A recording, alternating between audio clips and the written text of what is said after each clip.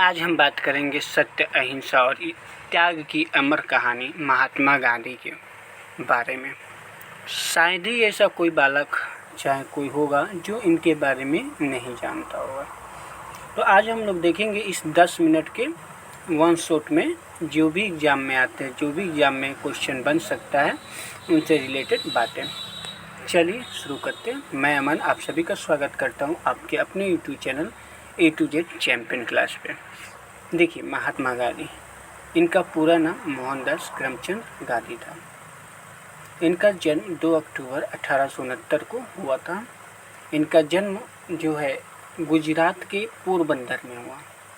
इनके पिता श्री करमचंद गांधी थे और माता का नाम पुतलीबाई था और इनकी पत्नी का नाम कस्तूरबा गांधी। एक चीज़ यहाँ पे ऐड और करना चाहूँगा कि इनके पुत्र 4 पुत्र थे। कितने पुत्र थे? 4। आपके एग्जाम में पूछ लिया जाता है कि इनके कितने पुत्र थे, तो आपका आंसर होना चाहिए 4 पुत्र थे। कौन कौन से थे? तो देखिएगा, हीरालाल, रामदास, मनीलाल और देवदास। हीरालाल, रामदास, मनीलाल और देवदास। जबकि 5वें पुत्र की उपाधि मिली हुई थी जमानालाल बजाज को। किसको मिली थी? जमानालाल बजाज को। बात करते हैं इनकी मृत्यु की, तो 30 जनवरी 1948 को हुआ था। इनका प्रमुख उपनाम, जिनको अन्य नाम से भी जाना जाता है, जैसे कुछ लोग प्यार से इन्हें बापू भी कहते हैं, राष्ट्रपिता भी कहते हैं और महात्मा गांधी भी कहते हैं। इनका एक प्रसिद्ध कथन है कि मेरा जीवन ही मेरा संदेश है। आज भी युवाओं के बीच में, चाहे हर व्यक्ति के बीच में, उनका जो जीवन है एक प्रेरणादायक कहानी के तहत काम करता है और उनका संदेश हमें देता है। आगे देखिए भाई। हाँ जी, तो इनका योगदान क्या रहा, क्यों हमें इन्हें याद करना चाहिए, क्या क्या काम किए हुए थे, इनके बारे में देखें तो सत्य और अहिंसा के सिद्धांत पे स्वतंत्रता संग्राम का नेतृत्व किया। ठीक है, हाँ जी। असहयोग आंदोलन 1920, नमक सत्याग्रह 1930 और भारत छोड़ो आंदोलन 1942 में अपना महत्वपूर्ण योगदान देते हैं। आगे देखें तो छुआछूत के खिलाफ लड़ाई लड़ी और हरिजन उद्धार का कार्य किया। खादी व स्वदेशी को इन्होंने बढ़ावा दिया और ग्राम स्वराज और स्वावलंबन की परिकल्पना की। हिंदू मुस्लिम एकता के लिए निरंतर प्रयास किए। गांधी जी ने लंदन में बैरिस्ट्री की पढ़ाई की। दक्षिण अफ्रीका में इन्होंने सत्याग्रह का गांधी जी ने लंदन में बैरिस्ट्री की पढ़ाई की। दक्षिण भारत में इन्होंने सत्याग्रह का प्रयोग किया। इन्होंने राष्ट्रपिता की उपाधि से सम्मानित किया गया। 12 मार्च 1930 को दांडी मार्च शुरू करते हैं। इनकी हत्या 30 जनवरी 1948 को नाथूराम गोडसे ने कर दिया था। आगे देखिए, दक्षिण अफ्रीका की यात्रा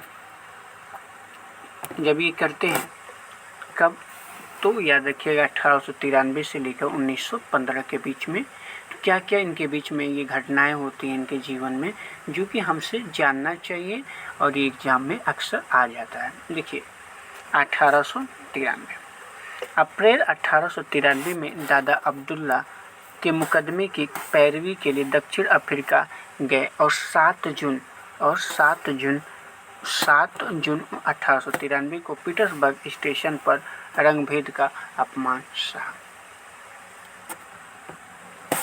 1894 इन्होंने नेटाल इंडिया कांग्रेस की स्थापना करते हैं और 1930 में इंडियन ओपिनियन नामक साप्ताहिक एक पत्र का प्रकाशन करते हैं।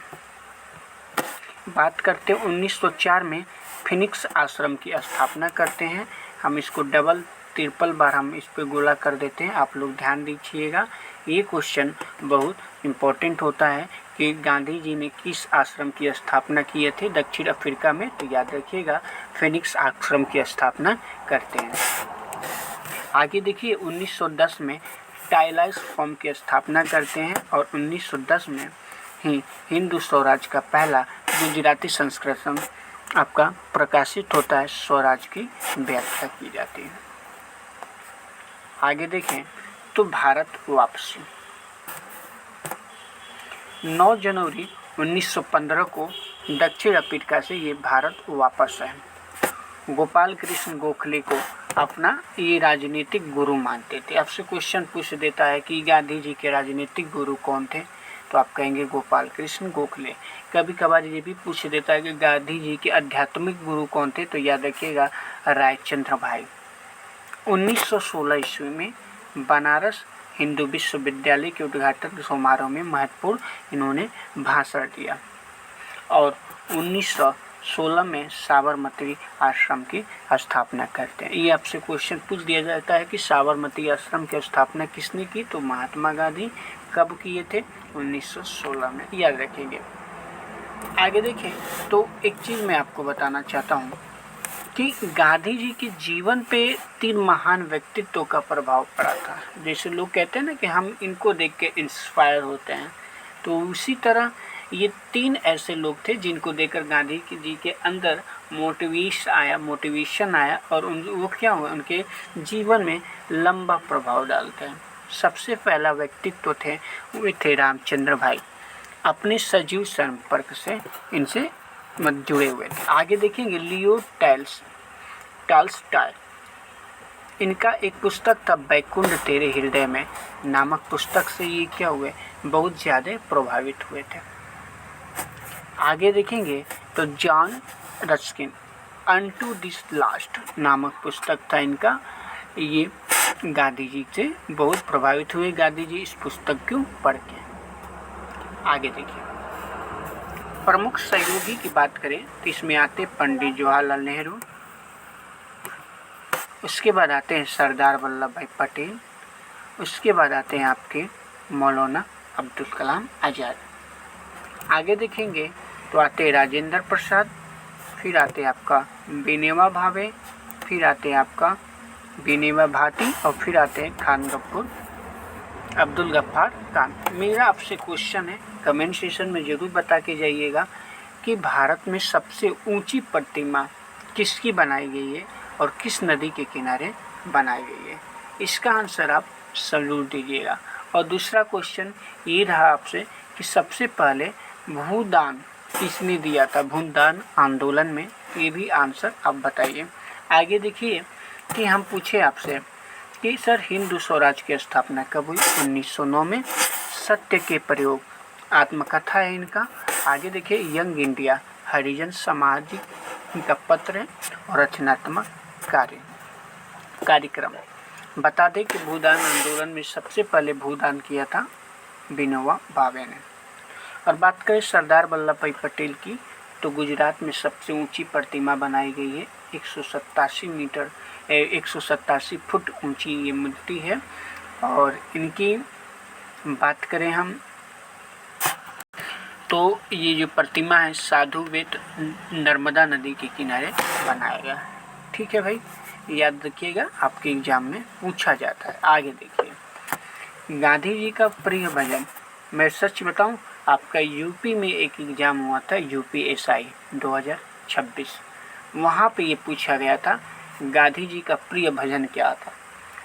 ऑप्शन कई सारे थे, उसमें एक ऑप्शन था वैष्णव जन तो तेने कदिए, वैष्णव जन तो तेने कदिए, ये ऑप्शन में था।